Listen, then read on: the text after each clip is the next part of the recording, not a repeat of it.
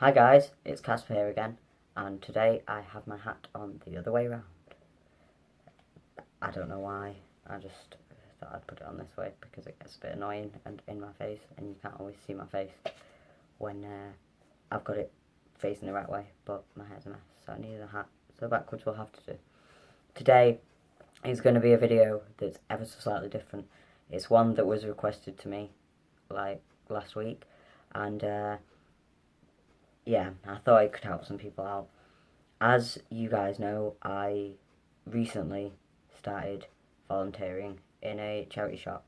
It's not much, but it's better than doing nothing in it. And yeah, from that, I have become a personal assistant for a small autistic child, which is paid work. I'll do a video about being autistic and working with autistic people in the future when I've got a little bit more experience, because I only started like 3 weeks ago, so I've got like next no experience yet.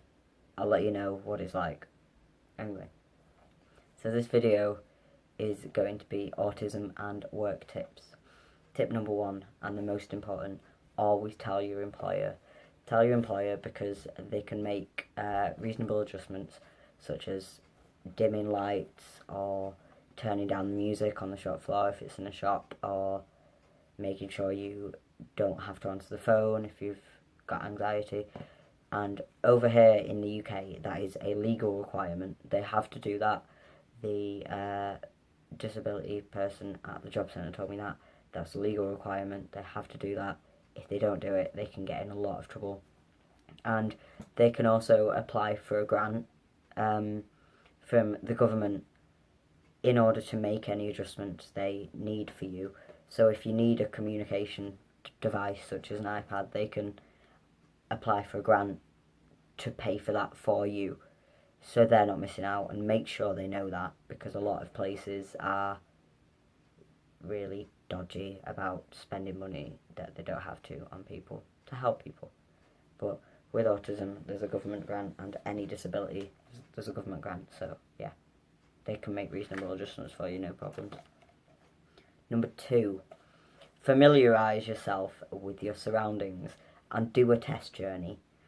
If you're like me and you're terrified of being late or getting lost or like anything along those lines, then you'll definitely need to do this. Before you start, make sure you've done at least one trial run, so you know the exact time you need to get on public transport if you're set off driving or walking or whatever. Just make sure you know exactly how to get there and exactly how long it takes. This will reduce your anxiety massively. And if you could even ask if you could do like a trial shift before you start, so you can get used to where everything is, because that's something I really struggle with. I have to have it explained to me quite a lot. I can't just go off normal instructions. I have to have it explained in detail.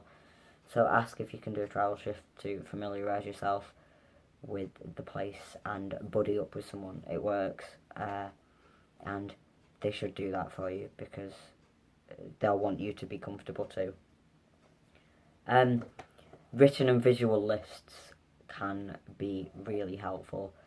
I have a written list by my bed of what I need before I set off to the charity shop, what I need to take with me, and what I should bring back, because I'm awful for leaving stuff there.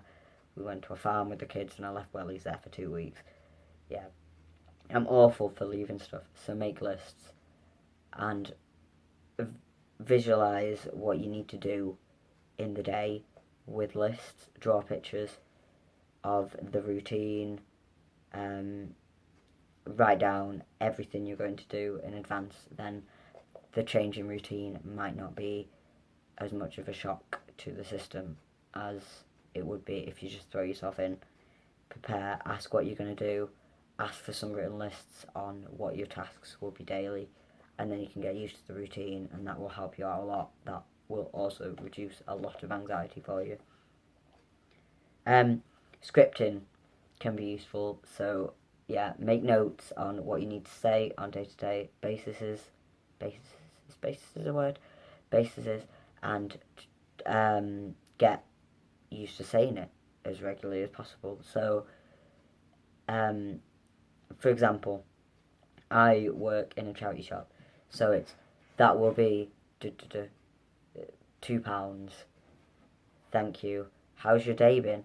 Some people need to practice saying stuff like that to people because interacting with people is really hard for me, so I tend to practice on people that I know, and it really helped.